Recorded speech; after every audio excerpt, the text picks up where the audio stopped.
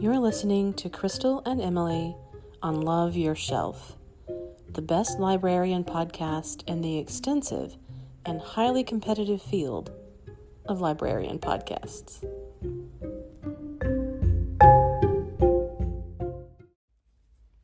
Oh, hello. We just amuse ourselves with our cracking each fake, other up. Hi welcoming there. I'm sure it's very clever. Everybody loves it. Yeah. Cracking up. Yeah.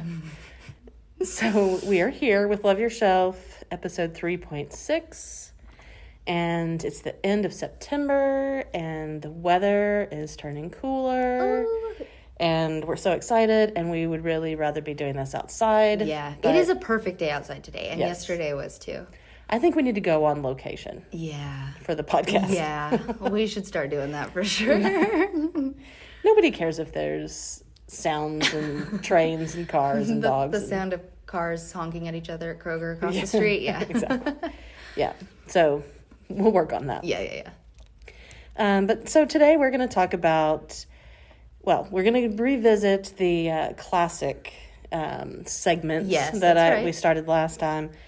But I wanted today to be a special spotlight day, and I want to spotlight some authors who I really like. Then they have multiple works. Mm-hmm.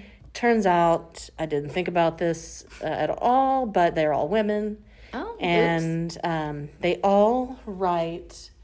Each of their books is very different. They each have a voice, obviously, that's recognizable. Mm-hmm. But they write in different genres and kind of reinvent themselves. Cool. Some to more of an extent than others, but definitely keep you guessing. They're not just writing the same old thing. Cool. Rewriting it over and over. So, I'm going to start with one who's only written a couple of books, but who I hope is going to continue. Keep it going. And I've talked about her, at least one of these books before on a podcast, but it never hurts on to a revisit. Podcast. A different podcast or this one? Just some podcast. Who knows? Who else do you podcast with, Crystal? Tell me now. There's so many. I can't really. That's all I do all day. Your is bounce from cast to cast. Anyway. But the first one that I'll talk about is Audrey Niffenegger. Mm-hmm. And her most famous book is The Time Traveler's Wife. Yes. And it was made into a movie, which is really not bad. Yeah. But it's a good book.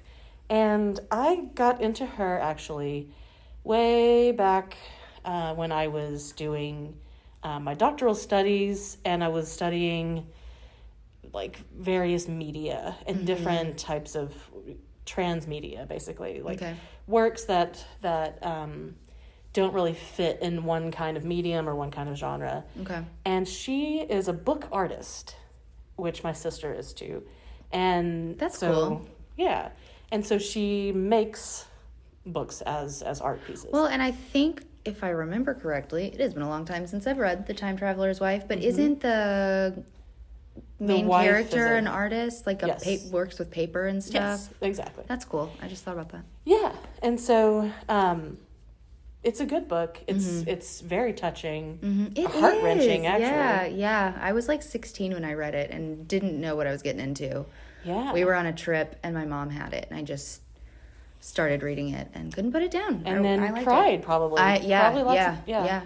Pretty sad. Yeah. But definitely good. It's not it's not a bad cry. It's a good cry. It's just, I don't know. I think the story is worth it. Yeah. And I'm somebody who's I don't want to feel too many feelings. I'm going to avoid this until I'm ready. Mm-hmm. And I got through it just fine. So I recommend it. Yes.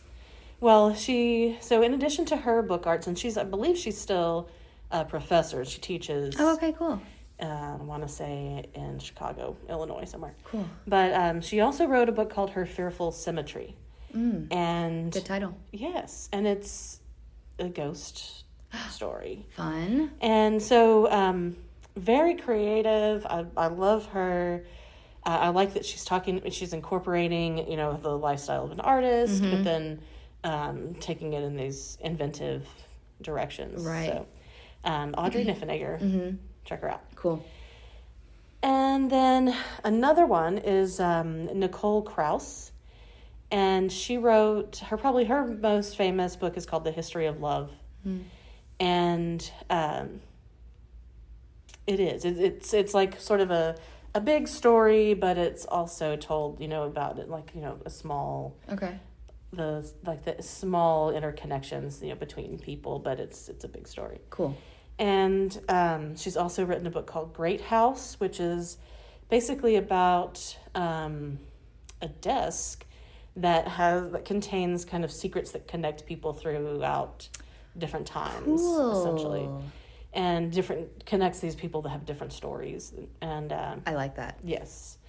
And then another one, it's another very different book, is called Forest Dark, and it's set in Tel Aviv, and it's about an older man, basically, and sort of his musings at the end of his life, and just a real departure from her other books. Right. And then the most recent one of hers that I've read is a book of short stories called To Be a Man, so here she's like thinking about, what gender means and how that shapes our lives and things that we do. But it's all in a series of loosely connected short stories. Cool. So I definitely recommend her. She's, compared to Niffenegger, she's more of a literary writer, I would say. Okay. Niffenegger's work is probably a little more popular, kind of. But both good, and not necessarily... Just different. Yeah, not, better or worse, but just more... I get literary is the only thing I know what you mean. And then, lastly, I think in terms of like this sort of spotlight authors, is Kate Atkinson, and she has written a ton. I know. I was about to say I know that name. Yes, she wrote Life After Life, which came out, I don't know, 8 years ago or so, something like that. Okay. And it is a big, wild, like postmodern kind of book. And it starts out with it's basically a character who is kind of reincarnated over and over and over. And so that's the life after life. Neat. And so it starts out, and the life is very short. It's like a child, like a baby that dies at birth or something like that. Oh, wow. But then comes back as something or someone else. Yes, but has these memories of these things, and it sort of centers on the family that surrounds this main character that keeps coming back. Yeah, and it features a huge portion of it is in World War II. Cool. In Britain, and so it is a really, like, I guess the word that people use all the time in like book reviews is sprawling. It's like it's a lot going on. There's the stories of all of this family, but then you've got this kind of sort of supernatural element to it. This real unusual kind of reincarnation thing that's going on. I like it. And then right after that, a book came out of hers called A God in Ruins, and it's about just one of the characters from that family, from Life After Life. And it's just kind of a straightforward story about his life. And so it's almost like, oh, you thought you were going to, get some supernatural, wild, postmodern, metafictional thing. No. Here's just this real straight story about this guy. But it's still, right. Great. It's just keeps you guessing, for sure. And then after that came a book called Transcription, which is sort of a spy type thing. It's about a woman who in World War II, I'm pretty sure that's when it is, who is doing transcriptions, like listening to recordings and just another like very different kind of different from the other two. Completely. Other two, yeah. Cool.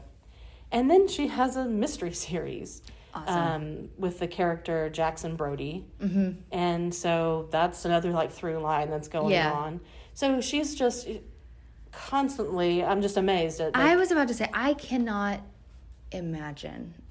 Yeah. I don't know. The idea of creating one character is a lot. I don't know, just like totally putting yourself inside a person's mind, and then I don't know, just I don't think my brain is big enough to.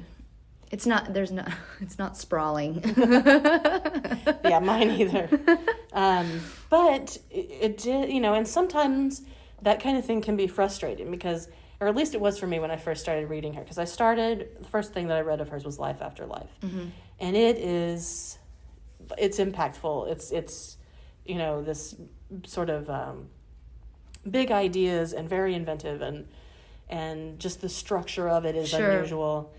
And then, when I read A God in Ruins, I was like, oh, I was expecting that. Yeah. And didn't get it. And I kind of kept reading the book thinking, well, when is this going to happen? Going to turn around or whatever, yeah. Yeah, it never did, obviously. Yeah. But once you kind of let go of that expectation, then the excitement comes from what's she going to do this time, embracing it for what it is, yeah. So I really, really like all of those writers. Neat. Just so happens that they're all women. And then I just picked up the newest book by Jojo Moyes, who I've talked about before plenty of times. Mm-hmm. And she's definitely more like on the Niffenegger end of things. She's a little more popular in her style. But she has a book out now called Night Music. And she's another one who... She does tend to write things that have sort of like a romantic bent. Mm-hmm. I would not call them romance novels at all, but they have that, Sure. And sometimes she's categorized as women's lit, which I don't like either. I don't like that kind of idea. Why? Yeah. Why? Yeah. So she's written tons of books. Many, I think, the most popular ones are probably like Me Before You, and then there were movies that were made of that. But she's written tons of others, and there's lots of sometimes she writes historical things. Sometimes she writes more like Me Before You is a contemporary thing, and it's kind of a tearjerker, and there's a trilogy of them of that same set of characters. What is that one about? Why do I... It's about a young woman who becomes a caretaker for a young man who's paralyzed. Okay. And he's super rich and had been like a playboy, and now he's paralyzed and he's really angry and kind of, abuses her a little bit. Okay. And then, of course. Yeah. Yeah. Whatever happens from there. But then there's, that's very sad story, and then but there's 2 more books on her. Okay. I guess I don't know. I thought that might sound familiar after you explain that, but it doesn't really. So I don't know. I'm sure I've heard of it. I've just heard the title or something. Well, and I'm trying to think of the actress's name who plays the main character in the movies, and here I am once again where my brain is failing me. I can do a Google. Yeah. Well, she was, in Game of Thrones. Emilia Clarke? Yes. Oh, yes, it is. Yes. So she plays the young woman who's the caretaker, and she's like quirky and fun, and in the books she's more like not conventionally beautiful, and just try to make Emilia Clarke not conventionally beautiful. Yeah, it was like how movies are. It was like Keira Knightley in Pride and Prejudice. Come on, right? Yeah, exactly. Are we really? Yeah, she's so normal. Yeah. And she's so but she's also supposed to be goofy and clumsy and quirky. Yeah, and she does that part of it. Sure. Come on. But anyway, but those books are good. And then Night Music is another very different book about a mother and daughter, a family that loses their father, husband. And so there's I haven't finished it, but I picked it up, And I thought, as I was, thinking about these other ones, I was like, well, that really fits into the same theme, because she's always writing things that are kind of departures of different things. Cool, yeah. And then, along the lines of the spotlighting somebody, I want to kind of change it up and mention an actor who I really like, who does lots of different things, and that is Lee Pace, because I just saw... Who is that? He's the main character from Pushing Daisies. Yes, so he is. He's great. The pie maker. He's so adorable in that too. He's pretty much adorable in everything. God. And he's from Texas. Really? Mm-hmm. Why do I always love that so much? It's like we could just bump into him, anytime. Yeah, in the, one of the biggest states yeah, exactly. in the United States.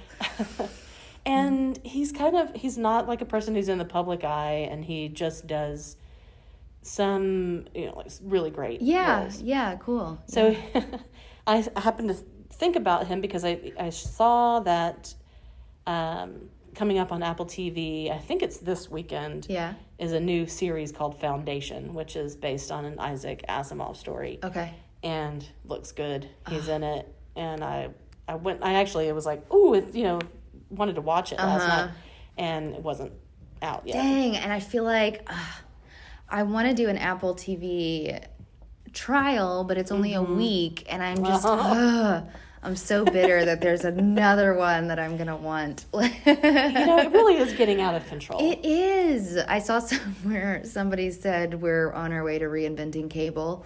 Exactly. Because it really is a problem.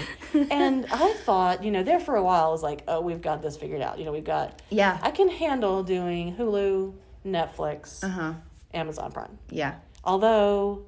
Then HBO Max. They each have their problems. Yes. Like, Amazon Prime is ridiculous to search, and it's not user-friendly. Yes, like a lot of the formats need a lot of help, and I don't really get it. I'm just... HBO Max is great, but they're adding weird TV stuff to it now. And you have to I have an app called Just Watch that I have to use to figure out where anything is before I go searching for it. Yes. Because you don't want to have to go to each app and try to search for something that you want to watch. Yes. So I'll be like, I know I've seen this one somewhere. It's streaming somewhere. Yeah. And I'll usually Google where is this streaming or whatever. Yeah. But no. But then there's Sundance. There's a lot of things on that I like. There's of course Stars. And I had BritBox for a while. I loved having BritBox. I stopped it because I wasn't using it for a while, but there's some great British TV on there. There was something on Fubo that I really wanted to watch. Yeah, we did a Fubo trial. Yeah. I ended up getting it because I forgot to cancel it. Which is basically like paying for cable. 100%. It's like $80. Oh my God. I was so mad. But and then I had already watched all of the things. Yeah, I don't care now. Yeah. Oh no. So yeah, we did. We were watching there was some show that we wanted to watch the night it came out, and it was me and Nick and my sister and her boyfriend, and we found out. I hope nobody picks up on this and takes it away, that you can just make up as many email addresses, because I feel like a lot of places did away with that, and it was you gotta do this by your credit card. Yeah. This was just email addresses. So Callie's boyfriend Ivory kept just creating email addresses every week. Out there in our listening world, don't do that. Don't do that. That's bad. It's probably very bad. We don't do it anymore. No. I don't have $80. Right? What are you going to do? No, but they do. They make it really hard, and they keep creating. Now there's the Disney Plus. Yep. And it's exhausting. It is. We just want to watch the stuff. Y'all figure it out. Just find a better way. Yes. Thank you. Welcome to my TED Talk. Good luck. Yeah. Or thank you for coming to my TED Talk. Not welcome, because I'm already done with it. Welcome and thank you. Goodbye. So, Lee Pace. Yes. The first thing I ever saw him in was on... Back when HBO and all of those had, the HBO movies were not these huge productions. They were more indie kind of thing. And he was in a film called Soldier's Girl, which Never really heard of good. it. Yeah. You should check it out for sure. And then... is it still on HBO? It was an maybe. HBO thing? It was an HBO. Oh, okay, cool. Then I bet it is. But there's another movie like that, one about women's suffrage that was an HBO movie, like back in the early 2000s and or late 90s maybe. And it's not anywhere. Oh. So I don't know how they're doing that. Okay, so that doesn't mean... Okay, doesn't mean, but maybe. Try to find it. If you can find it, you should watch it. Cool, yeah. And then, of course, Pushing Daisies, which was a very short-lived, sadly... So underrated. Series. Yeah. It was so adorable. Precious. But sad and very quirky. Yes. And colorful and funny. And who was the female actor? She's British. British. Anna Still not. is her first. Anna Friel. Oh, okay. Maybe I wouldn't have thought of that. But so he plays. Chenoweth was maybe in it. Yeah, too? Kristen Chenoweth plays his like waitress. That's right. And so Lee Pace plays a young man who, as a child, gets this ability bestowed upon him. I don't remember what happens. I don't either. How it happens. It just happens that he finds out that anything that he touches dies. Mm-hmm. But it has like a minute, or there's a time frame where if he touches it, or no, it anything dies. that dies comes back to life, right? For like a minute or something. Oh, but then if he touches it again, it dies. Or forever. yeah, that's what it is. That's what it is. Yes. Okay, let me start back over again. Yes. So he finds out that if he touches something that has just died or is dead, that it comes back. But then if he when he touches it again, it dies forever, permanently. Yes. But he has like a time period in there before things go bad.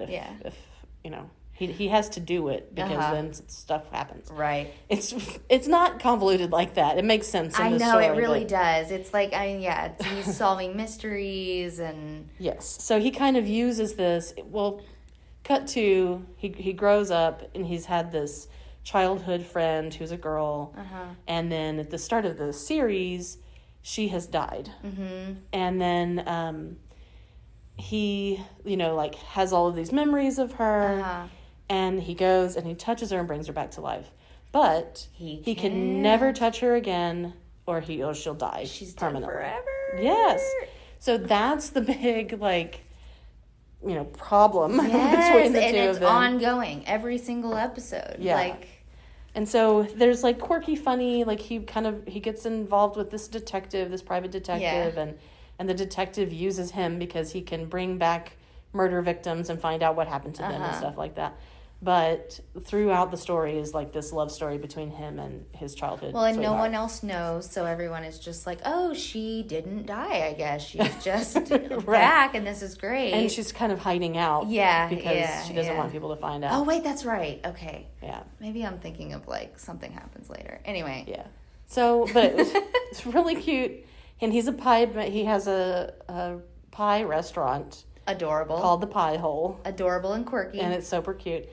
And anyway, go watch Pushing Daisies. I was so distraught when it got canceled. Right? Yes. It was only 2 seasons. I remember I was in college, freshman or sophomore, my roommate and I discovered it, and we watched it all the way through. It's such a great memory I have. It's a great show. Yes.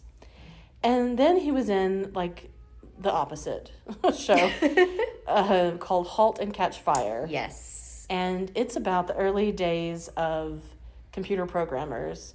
And he plays kind of a complicated / bad guy. Yeah. But it's a really interesting show that goes from very, very early 80s to getting into the 90s and follows these people who are, in the startup tech kind of world and how that grows and changes and it's very dramatic. Yeah, I never watched it, but Nick did, and so I would kind of see bits and pieces of it. Yeah. And I was stressed out. Yes. And not in a bad way, but just oh my God, there is always something happening. Yeah. And his character is really intense in that. Yeah. Yes. Yeah. But it was really good. Yeah. And then I think probably my favorite thing that he's been in outside of Pushing Daisies is a movie called The Fall, which is a beautiful film. It is. I don't know if I've seen it. Oh, you got to watch it. Okay. You have to watch it. It's he plays a stuntman in Hollywood, and it's this big adventure kind of thing. Cool. And I can't really, if I try to explain it, it's going to sound ridiculous, but you should More ridiculous than us trying to explain Pushing Daisies? Yes. It's by the same filmmaker who made the movie The Cell, which is a horror film with Jennifer Lopez. Oh, okay. Oh, yeah. And but it's also just beautifully, richly filmed. You should see both of those if you're like into cinematography and stuff like that. But The Fall is great. And then he's also been in like the Twilight movies and the Hobbit movies and Marvel movies. He's done a lot of big blockbuster films, but as kind of background characters. Smaller characters. Yeah. So, coming up, Foundation on Apple TV. I can't wait because he's in it. Go Lee Pace. Yes. And so, let's see. Oh, well, I saw that advertisement about the Foundation because I've been watching the morning show on Apple TV, and there are it's just one season, I think, but it's Jennifer Aniston and Reese Witherspoon, which I don't typically care for their films at all, and I hesitate to say that I like them as actresses, but it's a good show. Yeah. And they do a great job. Yeah. And Steve Carell is also, he plays a despicable person. Oh my gosh. I kind of love that. Because he's so like, he's Michael Scott, you know? And so. He's definitely stretching in this one. Yeah, I like that. And what was the movie he was in that was nominated for a Fox something? He was nominated for it several years ago, and it was kind of a messed up movie, I want to say. Was it about wrestling or something? He plays this really, like, intense coach or something. I didn't see whatever that's I think he has a fake nose and everything in it. He was not Steve Carell in any way, shape, or form in that movie. It was really weird. Anyway, I don't know what it is now. We'll have to look it up and get back to you and see what this is. But in the morning show, it is exactly what it sounds like. It's kind of, nobody admits that it's loosely based off of something like, Good Morning America or whatever, but that's basically, but you know what it is. And it starts off with the Steve Carell character gets Me Too'd. Essentially, and he faces allegations of impropriety at his workplace, and so Jennifer Aniston plays his co-host, and then Reese Witherspoon plays this quirky Reese, quirky country girl who's like a firebrand little journalist. Love it. And she comes in and, I bet she does it so well. Yeah. She really does. Yeah, she does. And so I didn't know, I had seen that this had been out for a while. Yeah. But I was like, oh, this doesn't seem intriguing. But I've been watching Apple Plus lately, and so I saw that and I got hooked. And cool. So I watched the whole season, and I'll be looking for the next one. Because it's not out yet. Almost rolled her eyes when she said yes, I liked it a lot. Yeah, we gotta wait a year to see the rest of it. I know, for real though. I am definitely spoiled. I know. We all are. Yeah. They've done this to us. Yeah. So heavy sigh. And and I also finished watching 9 Perfect Strangers. Haven't finished it yet. The final episode I watched last night. Yeah. And it it wound up being really good. Cool. Okay, good. We got about halfway through, so and Nick and I said we wanted to wait for it to be finished so we can just watch it all the way through. So cool. Yeah. So it was definitely worth the time. Nice. And so, like I started last time, I do want to have a little segment about classic short story. Uh-huh. And I was reminded of this one from a book that I referenced last week, The Lonely Hunter, about the single people. And the sad singletons. So Carson McCullers wrote a short story called The Heart is a Lonely Hunter. So that is the reference. Yes. And this is a Southern Gothic, atmospheric, like early postmodern short story that everybody should read. Yeah. It's really good. I don't want to really say anything about like the content of it, but Carson McCullers is fantastic, and that is her most famous short story.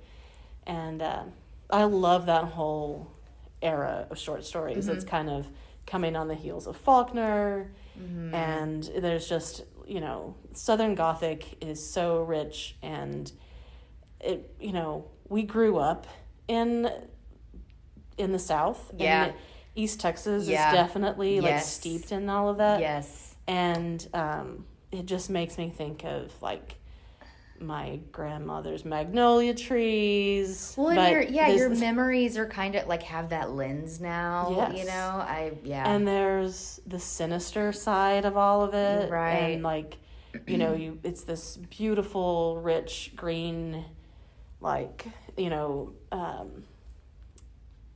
I don't know, background or whatever, this beautiful land, but then the sinister side of the, which can manifest in lots of different ways. Sure. This one, it's in a particular way, but there's other issues that come up in Southern Gothic stories, like the issues of race and misogyny and all this other stuff. Right. And then, of course, in some of that, there's supernatural elements and, superstition and stuff like that. So if any of those things sound intriguing to you, you should read The Heart is a Lonely Hunter. Or just any Southern Gothic, particularly short stories in the Southern Gothic tradition are great. And so, And I think that's pretty much... That's going to wrap me up. Yeah. We're going to end on a Southern Gothic note? Yes. I love it. Yes. But yeah, so I'm looking forward to having lots of new stuff to talk about next time. Yeah. And, of course, we're entering the end of September, as we mentioned at the top, and going into October for the big read. We do have to shout out the big read again. That's tomorrow, which is Friday the 24th of September. Yes, 24th. Yes, that's right. Pause for a second. We're going to be downtown with Knack Snack Friday.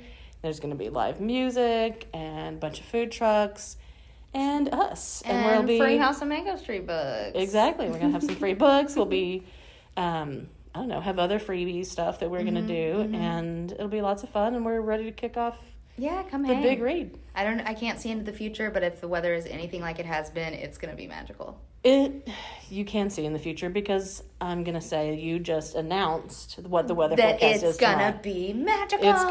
It's going to be now. And it's going to stay that way. That's right. Throughout the month of October into November. For Day of the Dead and my wedding. Yes.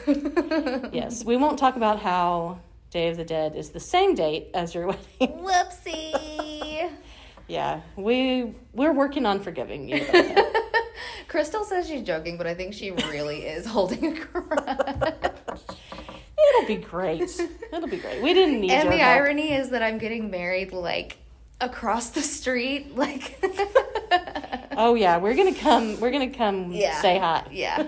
It's going to be a Day of the Dead themed wedding. Yes. No. We congratulate you. Thank you. Yes. We didn't need your help anyway. It'll be fine. I probably would have just stood around frozen somewhere. I don't know. No. But it's going to be beautiful. It is. For both of our big events that we're having that day. Yes. Truly. And so hopefully we will see all of our wonderful listeners. Yes. Out whenever we're doing all of this stuff. Yep. All the action starts now.